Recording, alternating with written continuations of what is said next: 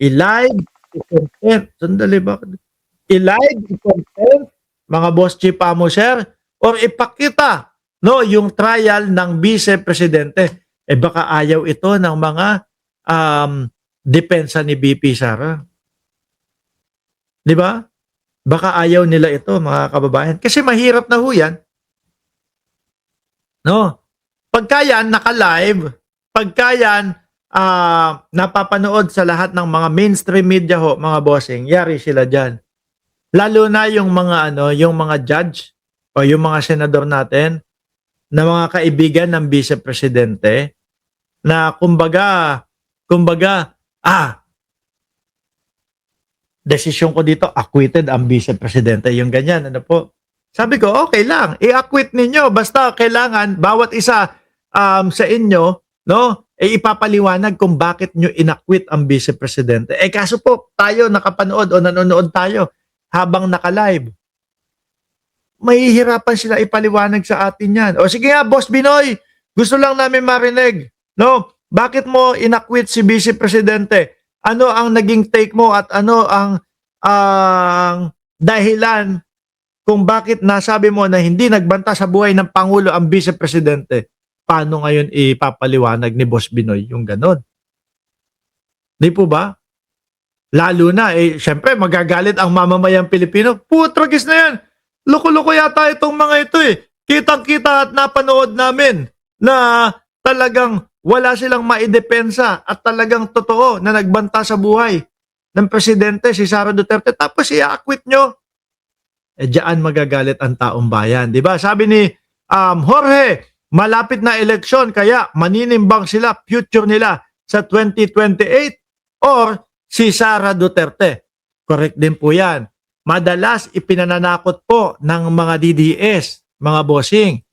Yun pong 2028. Madalas nila ipinapanakot yan. Mga sir, mga boss, mga amo ng mga DDS, nagtatatalo na nga yung mga ninyo, yung mga politiko ninyo.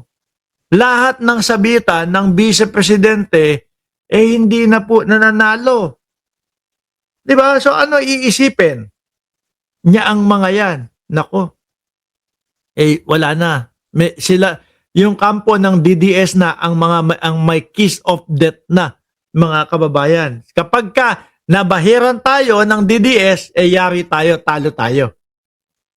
Yan na ho yung katotohanan. Di po ba? Isang halimbawa na lang ho, mga kababayan. Yung sa Antipolo. Yung sa Antipolo, ang yabang-yabang ng mga DDS, ang sabi, panalo na daw yung kampo nila. Hindi naman ho. Talo.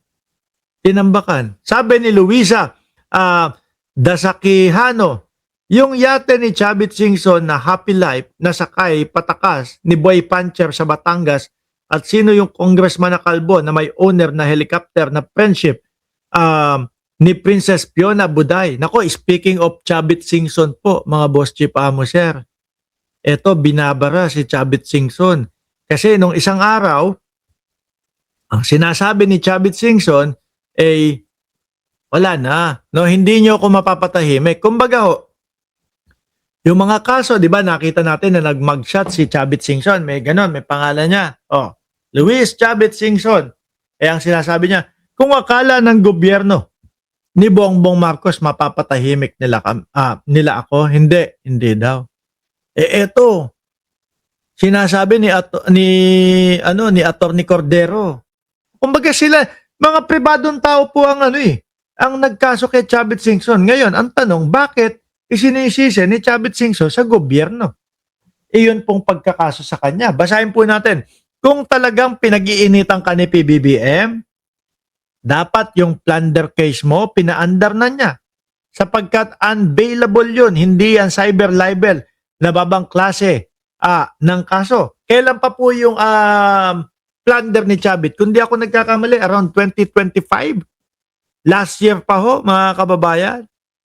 No, yung mga black mining, kailan pa yun? Magdadalawang taon na po. Tama nga naman. 'Di ba? Yun, mabilis. Walang labasan yan. Di po ba? Use your coconut. If you have a coconut, chabit.